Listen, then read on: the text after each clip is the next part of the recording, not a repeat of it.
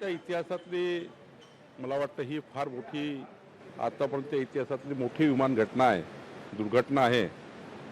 आणि 242 प्रवासी, 10च्या वर क्रू मेंबर आणि पायलट आहेच त्या ठिकाणी. त्यामुळं खरं तर फार मोठं नुकसान झालेलं आहे. जे काही प्रवासी आहेत त्यांना सुखरूप राहू दे अशी परमेश्वरला विनंती आहेत. आणि त्या दृष्टीने बचाव कार्य केंद्र सरकारकडे, राज्य सरकारकडे सुरू आहे. खरं तर आमचे भारतीय जनता पार्टीचे नेते रुपानीजी सुद्धा त्या विमानात होते अशी प्राथमिक माहिती आहे. पण अत्यंत दुर्घटना वाईट आहे.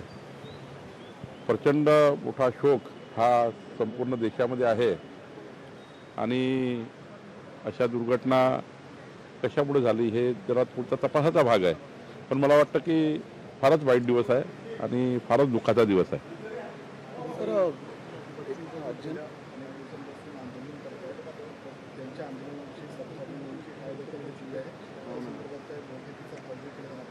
मी मागचे 3 दिवस बच्चू कडूंशी बोलतो आहे.